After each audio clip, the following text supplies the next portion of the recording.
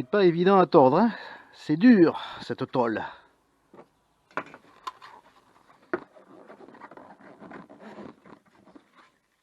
Néanmoins, ça devrait ressembler à quelque chose comme ça, à peu près. Percé ici avec des vis pour le tenir serti avec de la colle. Et de l'autre côté, je vais faire deux trous, ici et ici, qui vont venir s'enclencher là et là, avec deux vis qui vont dépasser et qui vont venir se rentrer dans les trous qu'il y a ici, de manière à bloquer la cuve sur le camion. C'est dur, hein? Voilà, en gros, ça va ressembler un peu à ça. Mais j'y suis pas encore là. J'y suis finalement arrivé. À peu près, c'est pas abouti encore, hein. J'ai réussi à le mettre en forme et à percer. J'ai mis un écrou avec un boulon et je vais mettre la même chose ici.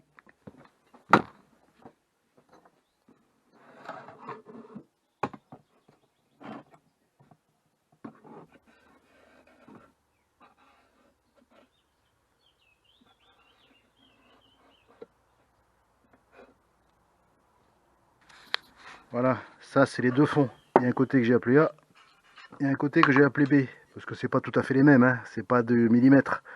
Voilà.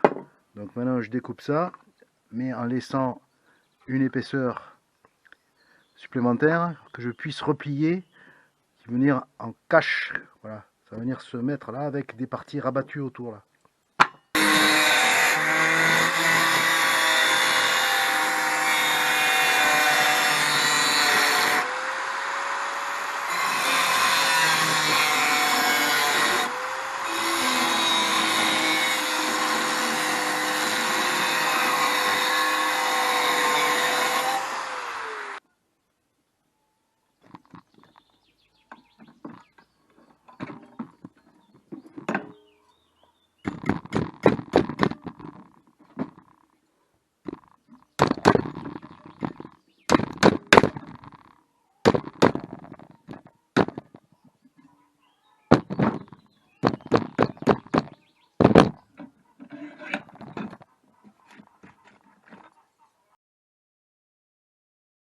Il y a une extrémité de la citerne qui est faite.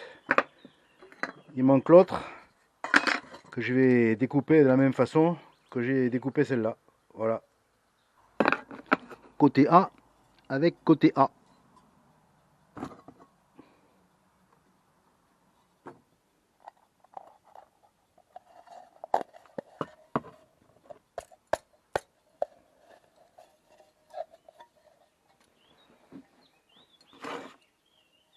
La citerne n'est pas finie, mais on est plus proche de la fin que du début quand même. Ah, voilà à quoi elle ressemble.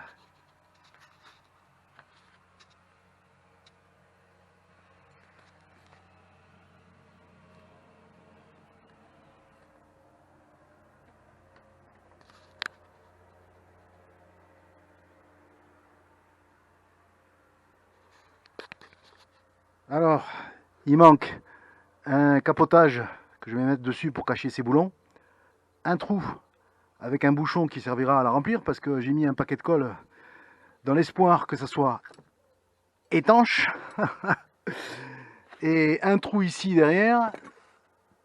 Il y aura une paille percée. Où est-ce que j'ai un bout de paille? Voilà. Donc je vais mettre un bout de tuyau, donc avec un trou qui va être accordé avec un système avec un T. Alors ça, je sais pas trop comment je vais le faire, mais je vais me débrouiller. Et il va y avoir, c'est un bout de paille ici que je vais couper là et qui sera donc percé de plein de trous, de manière à ce que quand j'aurai fait l'ouverture avec le bouchon et que j'aurai rempli d'eau la cuve, eh bien ça remplira, ça coulera par cet exutoire et par la paille percée comme une rampe d'arrosage. Voilà, c'est le but en tout cas, c'est ce que j'espère, ce à quoi j'espère arriver. Voilà, une arroseuse pour un chantier de terrassement. Hein, comme j'ai dit en introduction de la vidéo, la teneur en eau des matériaux en terrassement c'est extrêmement important. Et bien, en période estivale, en période sèche, en déficit de pluie, eh bien, il y a besoin d'une arroseuse sur le chantier pour permettre un meilleur compactage des matériaux. Bon, aussi c'est pour éviter la poussière, etc. Mais c'est aussi l'arrosage pour humidifier les matériaux et avoir un meilleur compactage. Voilà. Bon, ça tient pas encore très bien, hein. C'est tenu par voilà, deux vis comme j'avais expliqué au début, qui rentrent dans deux trous qui sont là. Voilà. Hop. Bon, ça mérite une amélioration de la fixation, mais dans l'idée, ça sera comme ça. Voilà. Bon, elle est un peu tordue, mais c'est pas grave. On va dire que c'est un modèle ancien. Allez.